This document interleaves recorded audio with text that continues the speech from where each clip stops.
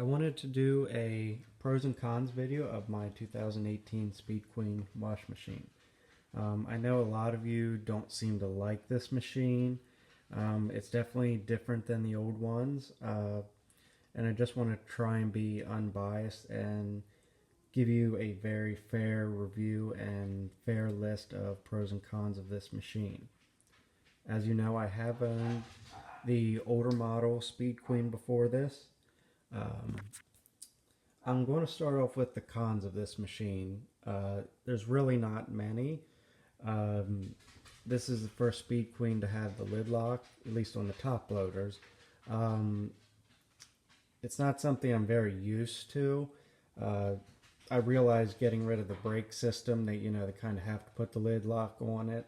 Uh, so you have to take and pause the machine here with the start pause button and let the lid unlock for wait a couple seconds to do that if you would need to add something partway through the load. It's not a huge deal. I'm getting used to it, but it's just a slight annoyance, over the old ones where you could just open the lid, throw something in, and it would start right back up. Um, One thing I noticed, I believe this may take a slight bit longer to wash a load of laundry than my old model. It's not by much. If it is by anything, I would say it's like under a 5 minute difference. So, I mean, again, it's not a huge deal. Um, I without actually having my old machine here to, time it's really a minuscule difference. And now on to what I really like about this machine, the pros. Um, it's super quiet. Um, my other Speed Queen I did buy used, so it, did have some wear to it. Obviously, it wasn't a brand new machine like this one. But this one, you really don't even hear it running. It is super, super quiet. And my other machine was quiet too, but this one just, I mean, blows me away how quiet it really is. Um, a lot of people have this as like a con where you don't have the agitator transmission in it. And because this one, if you look, the agitator is actually bolted and is fastened to the inner drum here. And I actually have that as a pro for me because my last Speed Queen, the agitator transmission was starting to go out on mine and was giving me trouble. Uh, so you realize with that you have a lot more moving parts. You have a gearbox then to make the agitator turn independently. So I actually like this. To me, it's a little bit more simplified. It's less moving parts, less to break. I know a lot of people complain about the agitation, but the auto sensing with the water fill in this puts enough water in for me, and I believe it agitates enough to clean clothes thoroughly. It doesn't have quite the agitation of an old machine, but it does a very, very good job. Uh, and another pro is they finally got rid of the old V belt. Uh, and this actually has a serpentine belt like a newer car would have.